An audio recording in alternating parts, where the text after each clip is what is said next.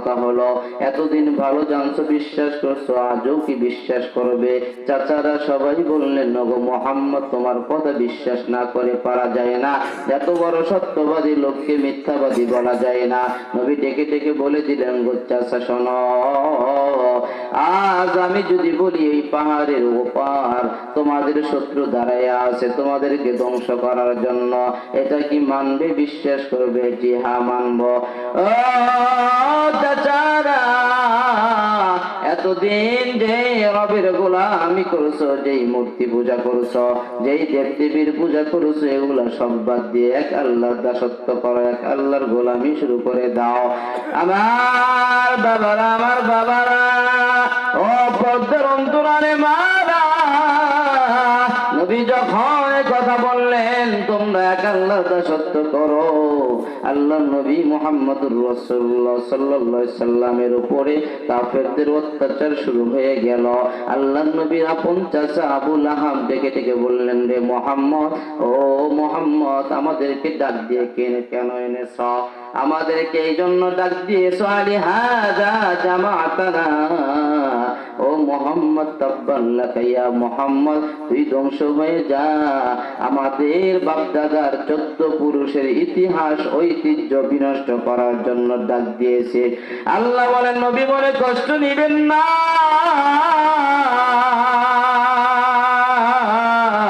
নবী গো কষ্ট মনে নিবেন না। ওরা আপনাকে ধ্বংস হতে বললেও আমি আল্লাহ আপনারে ধ্বংস করব না। আমার বাবাজিরা, ভাইরা আমার, আল্লাহর নবী সাল্লাল্লাহু আলাইহি ওয়াসাল্লামের উপরে নানা ধরনের নির্যাতন নিপীড়ন শুরু হয়ে গেল। আল্লাহর নবী দিন প্রচার শুরু করে দিলেন। আল্লাহর নবী কোরআনের দাওয়াত দেওয়া শুরু করে দিলেন। যে কোরআনকে আল্লাহ তাআলা মানব জীবনের সংবিধান বানিয়ে দিয়েছে, যে কোরআন মানুষের জীবনের সমস্যা যেখানে সমাধান সেখানে কোরআন দিয়েছে। আল্লাহ ইয়ামুরু মাসাজিদাল্লাহি মান আমানা বিল্লাহ।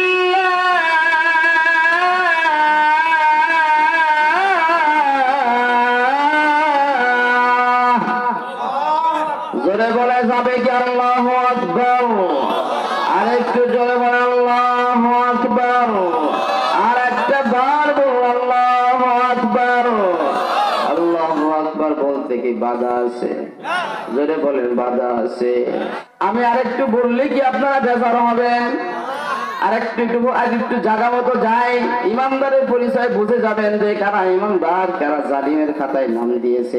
ও বন্ধু, 50টা বছর কোরআনের খেদমত করেছে, কোরআনের তাফসীর করতে করতে নিজের জীবনটাকে সে বিসর্জন দেওয়ার চেষ্টা করছে। হাজারো মানুষ তার কাছে হাতিয়ে তওবা করে নামাজ ধরেছে, তওবা করে তারা মদ ছেড়ে দিয়েছে। হাজারো মানুষ তাহার হাতে হাতিয়ে নামাজ ধরেছে, রোজা রেখেছে, পর্দা করেছে, অমুসলিমরা তার কাছে কালেমা পড়ে মুসলমান হয়েছে। নামটা কি তার? এই মানুষটাকে আমরা সবাই জানি, আল্লামা দেলোয়ার হোসেন সাইদি, যাহার হাতে মানুষ কালেমা পড়েছে, যাহার হাতে ইমানের শিক্ষা নিয়েছে। মানুষটা কোরআনের দাওয়াত দিয়েছে। কিছু মানুষের শরীর চুলকানো শুরু হলো, মানুষটাকে বিদায় করে দেওয়া হলো। মানুষের হৃদয় থেকে তার মহব্বত কমাইতে পারছে? কথা বলে না, পারছে? জোরে বলেন পারছে? যারা করেছে তাদের মহব্বত কি ঢুকাইতে পারছে? এটা ইমানদারের পরিচয়। ইন্নামা ইয়ামুরু মাসাজিদাল্লাহ।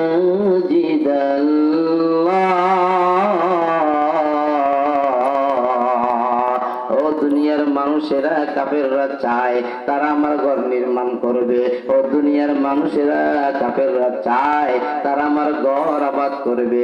ও জগতের মানুষেরা শুনে যাও, তারা আমার ঘর আবাদ করবে না। আমার ঘর আবাদ করবে কারা? আল্লাহ তাআলা উত্তর দিয়ে দেন, আমার ঘর আবাদ করবে তারা, এই জগতের ঈমানদার আছে যারা। সুবহানাল্লাহ বলেন। আমার বাবাজিরা, আমার ভাইয়েরা, আপনারা কি ঈমানদার নাকি বেঈমান? বলেন। আমি আপনাদেরকে সময় দিতে পারতেছি না, রাত গভীর হয়ে গিয়েছে। ইমানদারটা বোঝান দরকার আছে, ইমান আছে কার, ইমান নাই কার। ইমান যার আছে তারা আল্লাহর পক্ষে থাকবে, ইমান যার নাই তারা আল্লাহর বিপক্ষে যাবে। তবে একটা কথাই মনে রাখবেন, খুব সংক্ষিপ্ত ভাবে বলছি, আপনারা কি আল্লাহ তাআলাকে এক ইলাহ হিসাবে মানেন কি মানেন না? জোরে বলেন, কারা কারা আল্লাহকে এক রব হিসাবে মানেন? হাত তুলে দেখান। রাসূল আকরাম সাল্লাল্লাহু আলাইহি ওয়াসাল্লামকে সর্বশ্রেষ্ঠ নবী হিসাবে মানেন যারা, হাত তুলে দেখান তারা। যারা কোরআনকে নিজের জীবনের সংবিধান মানেন, যারা বিশ্বাস করেন, যারা হাত তুলে দেখান তারা। এবার হাত নামান। তাহলে বোঝা গেল আমরা ইমানদার, আমরা আল্লাহকে বিশ্বাস করি, রাসূলকে সর্বশেষ নবী হিসেবে মানি।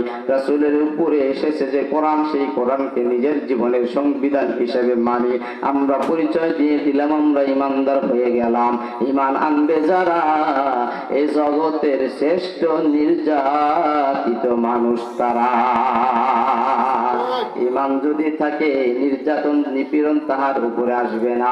এটা যদি কেউ বলে তাহলে বোঝা গেল অরিজিনাল ইমানদার হয় না।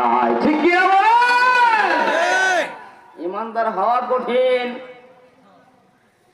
ঈমান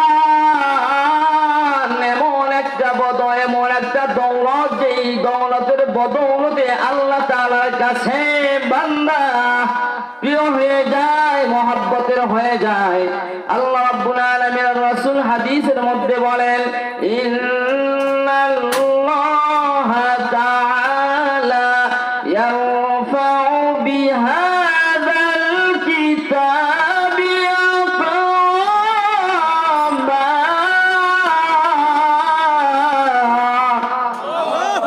জোরে বলা যাবে কি আল্লাহু আকবার? আল্লাহ তাআলা আল্লাহ কোরআন দিয়ে কোন কোন জাতিকে সম্মানিত করেন। আল্লাহ নবী বলেন, ওয়ায়াদউ বিহা আখরিন। আবার কিছু মানুষকে আল্লাহ তাআলা কোরআনের সাথে বেয়াদবি করার জন্য পৃথিবীর শ্রেষ্ঠতম, নিকৃষ্টতম, জঘন্যতম জাতি হিসেবে তাদেরকে পরিণত করে দেয়। ঠিক কিনা বলে? ঈমান এমন একটি জিনিস, একটু খেয়াল করেন বাবা। এদিক সেদিক আমার যাওয়ার কোনো সুযোগ নাই, খুব দ্রুত আগাতে চাই, শেষও করতে চাই খুব তাড়াতাড়ি। ঈমান এমন একটা জিনিস, ঈমানের বদৌলতে, ঈমানের দামে বান্দা দামি হয়ে যায়। ঈমান না থাকার কারণে বান্দা যত দামি হোক বেঈমান হয়ে যায়, কম দামি হয়ে যায়। পৃথিবীর মধ্যে সর্বশ্রেষ্ঠ ধনী যে মানুষটা, বিল গেটস, এই মানুষটা আল্লাহ তাআলার উপরে ঈমান নাই। আল্লাহ তাআলার কাছে তাহার কোনো সম্মান যেরকম আছে। পৃথিবীর সবচাইতে ক্ষমতাধর ব্যক্তি যিনি চলে গিয়েছেন, তাহার নাম মিস্টার ফেরাউন। ঈমান ছিল নাকি ঈমান নাই? জোরে বলে, ঈমান ছিল নাকি ঈমান নাই? ঈমান নাই। মুসার ঈমান ছিল কি ছিল না? ফেরাউন লেগেছে মুসার পিছে। ফেরাউন মুসার পিছে লাগার কারণে সে যেন আল্লাহর দ্বীনের বিরুদ্ধে চলে গিয়েছে। আল্লাহ তাই মুসার সম্মান বাড়াইয়া দিব, ফেরাউনের সম্মান কমাইয়া দিব। এই জমিনের মধ্যে শ্রেষ্ঠতম মিথ্যাবাদী ফেরাউনকে আমি বানাইয়া রাখবো। কথা বলেন ঠিক না ঠিক? আল্লাহ রাব্বুল আলামিন দুনিয়ার মানুষদেরকে বুঝায়, ফেরাউনের অনেক চালাক পেতারা দুনিয়ায় থাকবে, আমার ইমানদারের বিপক্ষে তারা লড়বে। আমার ইমানদারের মান মর্যাদা আমি আকাশচুম্বী করে দিব। আমার ইমানদারের বিপক্ষে চলার কারণে যারা জালিমের খাতায় নাম নিবে, তাদেরকে দুনিয়ার মানুষ ইতিহাসের পাতায় তাদের নাম লিখে তাদেরকে জালিম হিসেবে আখ্যায়িত করবে। কথা বলেন হুজুর? ঠিক আছে তো, যদি উদাহরণ দুই একটা একটু খোসা দিয়ে দেই, খুব মাথা পরিষ্কার হবে, কিন্তু সময় নাই। কি যে করি ভাই, কোন দিকে যে যাই, কথা বলতে ইচ্ছা করলেও কথা বলার সুযোগ নাই। কাউকে ভয় করে না, সময়ের অভাবে বলতেছি না। আমি রফুল ইসলাম হাসানি আপনাদের এখানে গত বছরের কথা বলছি, এটাও আপনারা জানেন। কিন্তু এবার কথা বলার ধরন ঘন্টা পৃথক খাওয়া দরকার ছিল, কিন্তু সময়ের অভাবে খাওয়াতে পারলাম না। আমার বাবাজিরা, ভাইয়েরা আমার, আল্লাহ রাব্বুল আলামিন মুসার দাম বাড়িয়ে দিয়েছে, ফেরাউনের দাম কমিয়ে দিয়েছে। ফেরাউনের বাড়ি, ফেরাউনের লাশ দেখতে মানুষ যায়, থুতু নিক্ষেপ করে আসে, মুসার কবরের পাশে মানুষ যায়, দোয়া করে সম্মান জানায় আসে। কথা সত্য বলছি না মিথ্যা বলছি? জোরে বলেন ভাই। 100 বছর আগের কথা বলেন। এই পৃথিবীর একটা ভূখণ্ড ছোট্ট বাংলাদেশ, এই বাংলাদেশে ইমানের গাছি যারা গেড়েছিলেন, ওই সমস্ত মানুষের নাম আমরা খুঁজতে গেলে প্রথমেই পাই আমরা শাহজালাল ইয়ামানি রহমাতুল্লাহ আলাই। রাজা গৌর গোবিন্দের বিরুদ্ধে স্লোগান দিয়েছে ইমানের তাগিদে। গৌর গোবিন্দ ইমানের তাগিদে স্লোগান দেওয়ার কারণে শাহজালাল ইয়ামানির বিপক্ষে লড়েছে। আল্লাহ কয় রে গৌর গোবিন্দ, ক্ষমতা যত বড়ই থাক, শাহজালালের বিরুদ্ধে তোর লড়ার কারণে দাম কমায় দেব, শাহজালালের দাম বাড়ায় দিব। কথা বলেন ঠিক না বেঠি? শাহজালালের উত্তরসূরি জেন্দা শাহজালাল পৃথিবীতে এখন যারা আছে, বাংলার জমিনে আছে, তাদের মান ইমানদারের ভিতরে এখনো মহব্বত তাদের ভিতরে আছে না? আমি আরেকটু বললে কি আপনারা বেজার হবেন? আরেকটু জায়গা মতো যাই, ইমানদারের পরিচয় বুঝে যাবেন যে কারা ইমানদার, কারা জালিমের খাতায় নাম দিয়েছে। ও বন্ধু, 50টা বছর কোরআনের খেদমত করেছে, কোরআনের তাফসীর করতে করতে নিজের জীবনটাকে সে বিসর্জন দেওয়ার চেষ্টা করেছে। হাজারো মানুষ তার কাছে হাতিয়ে তওবা করে নামাজ ধরেছে, তওবা করে তারা মদ ছেড়ে দিয়েছে। হাজারো মানুষ তাহার হাতে হাতে নামাজ ধরেছে, রোজা রেখেছে, পর্দা করেছে। অমুসলিমরা তার কাছে কালেমা পড়ে মুসলমান হয়েছে। নামটা কি তার? এই মানুষটাকে আমরা সবাই জানি, আল্লামা দেলোয়ার হোসেন সাইদি, যাহার হাতে মানুষ কালেমা পড়েছে, যাহার হাতে ইমানের শিক্ষা নিয়েছে। মানুষটা কোরআনের দাওয়াত দিয়েছে। কিছু মানুষের শরীর চুলকানো শুরু হলো, মানুষটাকে বিদায় করে দেওয়া হলো। মানুষের হৃদয় থেকে তার মহব্বত কমাইতে পারছে? কথা বলে না? পারছে? জোরে বলেন পারছে? যারা করেছে তাদের মহব্বত কি ঢুকাইতে পারছে? এটা ইমানদারের পরিচয়। আমার ভাইয়েরা বন্ধুরা, আমার খুব লম্বা করা যাচ্ছে না, খুব দ্রুত আগাতে হচ্ছে। আল্লাহ রাব্বুল আলামিন বলে, ইমানদার যারা আমার ঘর আবাদ করবে তারা, ইমানদার যারা আমার ঘরের সাথে সম্পর্ক থাকবে তাদের। আমার বাবাজিরা, আমার শ্রদ্ধেয় মুরব্বীরা, আমার মায়েরা বোনেরা, আল্লাহ রাব্বুল আলামিন হাসরের মাঠ যেদিন কায়েম করবে, আল্লাহ রাব্বুল আলামিন হাসরের মাঠ কায়েম করার কারণে বান্দা হতাশ হয়ে যাবে। আল্লাহ তাআলা নবী বলেন, ইয়াউমা লা যিল্লা ইল্লা যিল্লা যিল্লু আরশ। ও গোলামেরা, আল্লাহ তাআলা হাসরের মাঠটা কায়েম করালে আল্লাহ তাআলা আমাদের মাথার উপরে সূর্যটা দিয়ে দিবে। সূর্যের তাপটা ফুল যখন আমাদের দিকে প্রয়োগ করবে, আমাদের মাথার মগজগুলো টস টস করে জমিনে পড়বে, আমাদের গা থেকে ঘাম বের হয়ে আমাদের পা, হাঁটু পানি, কোমর পানি, আমাদের সমুদ্রের মতো পানি হয়ে যাবে। আল্লাহ তাআলার এই করুণ অবস্থা যখন আমাদের করে দিবেন, আল্লাহ তাআলা কিছু বান্দার জন্য একটা ঘর বানায় রাখবে। এর মানে হলো আল্লাহ তাআলা একটা ছায়া থাকবে। সেই ছায়াটা সাধারণ টিনের ঘরের ছায়া না, ইট বিল্ডিং এর ছায়া না, ওই ছায়াটা সরাসরি আল্লাহ তাআলার আরশের ছায়া। চিল্লায় বলি সুবহানাল্লাহ। আল্লাহ রাব্বুল আলামিন সেই আরশের ছায়া নিচে এমন দুর্দর্শ কঠিন দিবসে আল্লাহ তাআলা 7 শ্রেণীর মানুষকে সেইখানে ছায়া দিবে। চিল্লায় বলি সুবহানাল্লাহ। কয় শ্রেণীর মানুষ? জোরে বলেন, কয় শ্রেণীর মানুষ? 7 শ্রেণীর মানুষকে আল্লাহ তাআলা তার আরশের নিচে এমন কঠিন দিনে ছায়া দিবে। আমার ভাইয়েরা বন্ধুরা, আমার একটু কথাগুলো ভালো করে বোঝার চেষ্টা করেন। আমাদের মাননীয় প্রধানমন্ত্রী যদি বলেন, আমি আমার সরকারি ব্যবস্থাপনায় একটি ভবন তৈরি করেছি, প্রত্যেকটা ভবনের ভিতরে আমি এক এক জাতের মানুষকে ঢোকাবো, ওই মানুষগুলাকে ঢোকাবো 7 শ্রেণীর মানুষ। এখন প্রধানমন্ত্রীর লিস্টে যাদের নাম থাকবে, ওই মানুষগুলার দাম কমবে না বাড়বে? জোরে বলেন, আবার বলেন। কারণ হলো প্রধানমন্ত্রীর আয়াতে যারা চলে যাবে তাদের মান বেশি। আল্লাহ তাআলা বলেন, ও হাসরের মাঠে আমার যত গোলামেরা থাকবে, হাসরের মাঠে কত গোলাম থাকবে? আল্লাহ বলে দুনিয়ার শুরু থেকে শেষ পর্যন্ত যত মানুষ আছে সব হাসরের মাঠে উঠে যাবে। আল্লাহ তাআলা সবাইকে নাঙ্গা লগ্ন অবস্থায় তুলে দিবেন। মা আয়েশা আল্লাহ নবীকে জিজ্ঞাসা করেন, নবী গো, আপনার কাছে জানতে চাই সবাই যদি উলঙ্গ হয়ে ওঠে, আমি আয়েশাও কি সেই দিন উলঙ্গ হয়ে উঠবো নবী? সূর্যের আলো যাকে দেখতে পারে নাই, আমি আয়েশা সেই দিন কিভাবে উঠবো? আল্লাহ নবী বলেন, আয়েশা, হাসরের মাঠে এমন করুণ দৃশ্যের সময়, করুণ অবস্থার সময় কোনো মানুষ কারো দিকে তাকানোর সুযোগ পাবে না, কোনো মানুষের কোনো মাথায় কোনো সেন্স থাকবে না, সবাই ইয়া নাফসি বলতে থাকবে। ওগো আয়েশা, লজ্জার কিছু নাই, সেই দিন মানুষ সবাই বেহুশ হয়ে যাবে। আল্লাহ রাব্বুল আলামিন সাত শ্রেণীর মানুষদেরকে ডেকে ডেকে নিয়ে আল্লাহ তাআলার আরশের নিচে ছায়া দিবেন।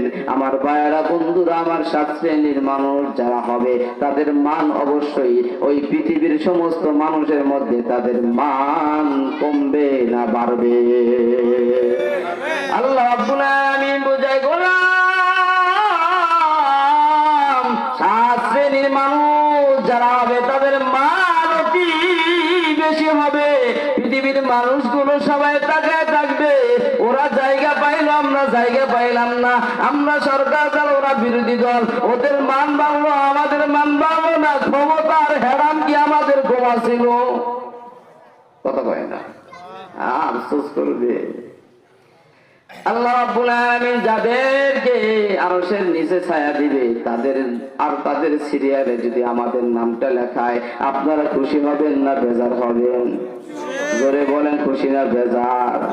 আরশের নিচে ছায়া পাওয়ার জন্য মন কাঁদে এমন যার, হাত তুলে তারা আল্লাহকে দেখায় দেয়। আল্লাহ কবুল করো, সকলে বলি আমিন। আমার বাবাজিরা, আমার ভাইয়েরা, আল্লাহ রাব্বুল আলামিন নবী বলেন, ইয়াউমা লা জিল্লা ইল্লা জিল্লু আরশু রাজুলুন কলবুহু মুআল্লাকুম বিল মাসাজিদ। চিল্লে বলি আল্লাহু আকবার। সাত শ্রেণীর মানুষ যারা ছায়া পাবে, অতি সম্মানের মানুষ, তারা আরশের নিচে ছায়া পাবে, যাদের মন মসজিদের জন্য, যাদের দিল কাঁপছে। সুবহানাল্লাহ। মসজিদের জন্য দিল যাদের কাঁদে, যাদের হৃদয়টা মসজিদের সাথে লেগে থাকে, ওই মানুষগুলো আরশের নিচে ছায়া পেয়ে যাবে। ওই মানুষগুলো মসজিদ আজান হলে যারা দৌড়ায় মসজিদ যায়, তাদের নামটা ওইখানে থাকবে। মসজিদের কোনো কাজ যদি আসে, ওই কাজে যারা আত্মসমর্পণ করে, নিজেরা সহযোগিতা করে, নিজেরা কোরবানি করে, তারা মসজিদের কাতারে নামটা লিখে যাবে। আর ওই মানুষগুলোর সম্মান আমি কতটুকু দিব? ওই বান্দার যখন হিসাব নিকাশ শেষ, ফাইসালা করে দিও, বান্দা অমুক জান্নাতে থাকবে। আল্লাহ তাআলা খুশি হইয়া বলবেন, রে গোলাম, দুনিয়ায় আমার ঘর তোরা নির্মাণ করেছিলি, একা পারস নাই, 10 জন করেছিলি, আমার ঘরকে তোরাই তো আবাদ করেছিলি, আমি বড় খুশি হয়ে গিয়েছি। ও গোলাম, খুশি হয়ে আমি তোর জন্য জান্নাতের ভিতরে বিশাল আকারের একটা বালাখানা বাজেট করে দিয়েছি। চিল্লায়া বলি মারহাবা। নবী বলে, দুনিয়ার মানুষ, মান বানা লিল্লাহি মাসজিদা বানাল্লাহু লাহু বাইতান ফিল জান্নাহ। আমার উম্মতের ভিতরে যারা মসজিদ নির্মাণ করবে, মসজিদ আবাদ করবে, মসজিদ নির্মাণ কাজে যারা সহযোগিতা করবে, আরশের নিচে তারা ছায়া পাবে। আরশের নিচে 1 নম্বরে যারা ছায়া পাবে আল্লাহ তাআলার জান্নাতে, তাদের জন্য বালাখানা আল্লাহ তাআলা নিজে দায়িত্ব নিয়ে দিয়ে দিবেন। চিল্লায় বলে সুবহানাল্লাহ। এর জন্য 10 টাকা দান করে সওয়াব লিসানি করলে তোমার মা বাবা কবর থেকে তার চাইতে বেশি খুশি হয়ে যাবেন। কথা বলেন ঠিক না বেঠিক? এই জন্য বাবারা, আমি আপনাদেরকে করার জন্য অনুরোধ করব, মায়ের জন্য 10,000 টাকা, 5,000 টাকা, 1,000 টাকা মায়ের কবরে বাবার কবরে সওয়াব রেসানের জন্য।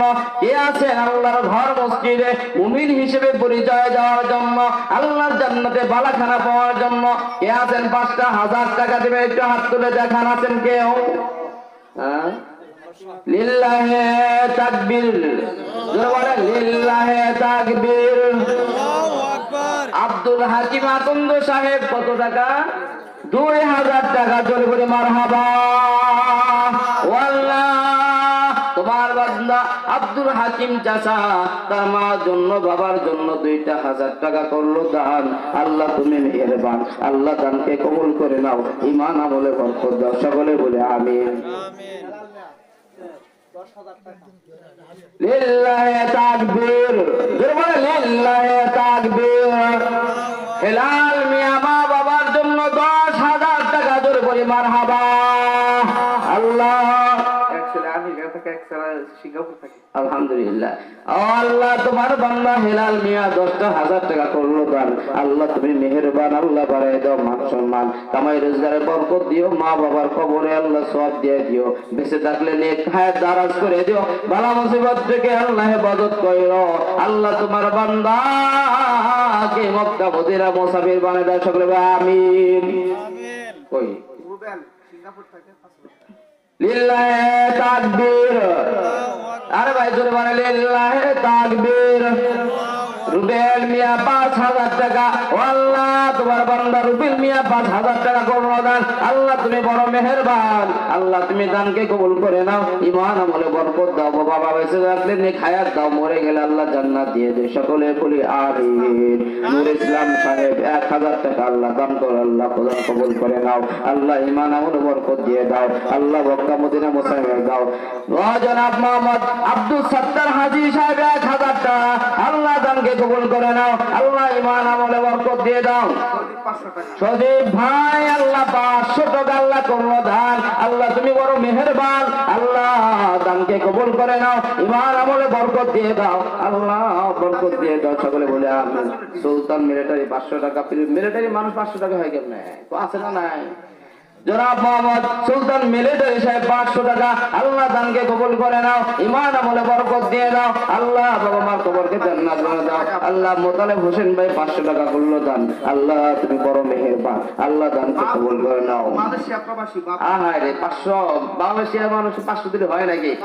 বাবুল ভাই আল্লাহ মালয়েশিয়া থেকে 500 টাকা তোমার ঘরে আল্লাহ করলো দান। আল্লাহ তুমি মেহেরবান, আল্লাহ দানকে কবুল করে নাও, ঈমান আমলে বরকত দিয়ে দাও, আল্লাহ মক্কা মদিনা। জনাব মোহাম্মদ হেকমুল মন্ডল সাহেব বাবার জন্য আল্লাহ 1,000 টাকা করলো দান। আল্লাহ বাবার জন্য দোয়া চেয়েছে, আল্লাহ মুরব্বী মানুষ তার বাবা চলে গিয়েছে, আল্লাহ বাবাকে জান্নাত দিয়ে দাও। সকলে বলে আমিন। পুরিপাড়া খালেক মন্ডল সাহেব 1,000 টাকা। চলে বলে মারহাবা। আল্লাহ দানকে কবুল করে নাও, ঈমান আমলে বরকত দিয়ে দাও, আল্লাহ মক্কা মদিনা আর মুসাফির বানাই দাও। সকলে বলে আমিন।